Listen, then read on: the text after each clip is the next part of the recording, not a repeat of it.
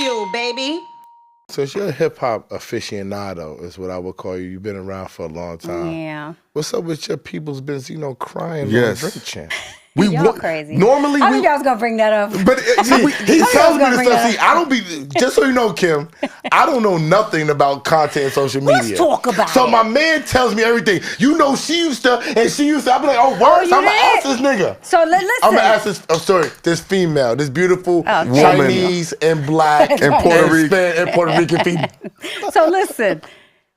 Because he was drunk crying. Let me just say that. Okay. He was drunk crying. Take up for him, Kim. Why is she taking up for him? I'll tell you why. I'll tell you why. Because I actually have a good relationship with Benzino now. Like years later, we've had a lot of conversations about the source coming up, even my lawsuit, everything. So well, we'll talk about that later. Finish. Yeah, I'll be always talking about the lawsuit. I don't even know about the lawsuit, but you don't. I just started doing content. It's not fake. I'm not going to bring up the lawsuit. It's not fake, but go ahead. Tell us about Benzino. No, I don't want to. He didn't know for real. So. I don't know. So we've talked since then. And, to think, we're in 2024 right now. Yeah. That Eminem stuff was 20 years ago, right? Yeah. And let me say this. A lot of the stuff he was saying 20 years ago, a lot of people didn't want to recognize. And today, what I see is that people were leaning more to like his side because a lot of what he was saying was valid back then. But because he was someone in the culture and at the source at the time that was kind of hated, like they didn't really like Benzino. They always had a love-hate relationship with him. Is there a reason why they didn't like him? Because I met him, I'm going to be honest, the way he is now is not how he was. That's what everyone says. I met him when he was cool with Ja Rule, when Ja Rule was the hottest nigga on the planet. Oh, I was there. In Miami. On Collins Avenue, I met him. That's when he had the nightclub? He was not this guy. Was that when he had Club Zeno? I don't remember, but he was nigga. No, okay? Nigga. And he was real different. Like, I don't give a fuck about nobody. The almighty niggas. It was street niggas. And he was totally different than this motherfucker that y'all see on reality TV. Right. Okay? Right. Well, I think that, he was in a position of power at the time. Yeah. And, the source, we kind of ran shit back then. Yeah, it was just kind of crazy that, it was...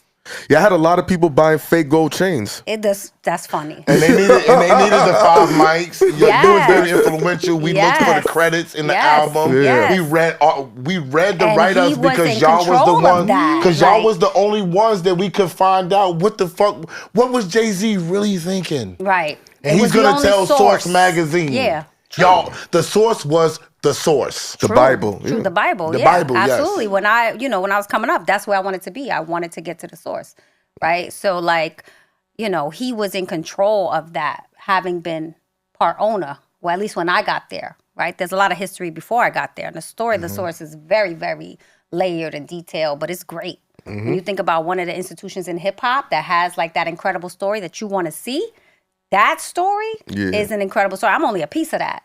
My whole situation, my lawsuit, I didn't get there till 2000. That the whole. When was it birthed? 88. Late 80s. 80. I thought it was 89. Word? It was just a one sheet in a newspaper. Oh, so he started Hip Hop Weekly the same way he did with the source. Hip Hop Weekly came after they were. But they started with a newsletter. Yeah. Now I'm peeping y'all style. The history is crazy. There go ahead. So many people that helped build it, and so many people that came out of it.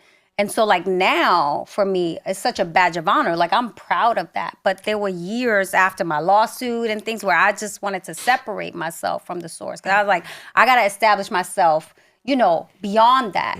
But now that I transitioned into television in 2005, really when I left or when I got fired from the source, I went to work at BET. So I started working in digital, then I started working in production. And so I've rebuilt myself as this producer. But a lot of people know me because I haven't really been out there as a producer. I kind of kept my head down. I don't want to deal with it.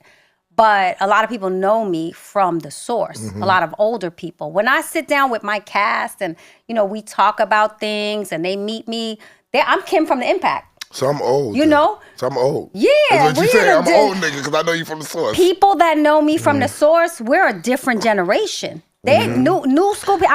I'm in my cast phone, not as Kim Osorio. They have me in as Kim from The Impact, or Kim from Loving Hip Hop, or Kim from Growing Up Hip Hop. How do you feel about that? Is that dope? Was that dope, or was that whack to you? Because I think it's dope. I think it's good. I love that I've been able to reestablish myself. I love that it's like in this industry, you got to continue to reinvent yourself. Yeah. Right? So like, if you are trying to get on to what everybody else is already on, you have already failed. Mm-hmm. You have to be on that. You have to have the forecast. And that's really what we had at The Source, right? When we were doing articles and stuff, The Source was able to tell you what was hot before it was hot. Yeah. And then it got hot. That you don't really have anymore. So I'm trained automatically to be like, what's next? Mm-hmm. Oh, now everybody want to be in television, do reality? Oh, okay, let me get out this shit right here. Like, let me figure out what's next. Because in hip hop, it doesn't work. Like, but how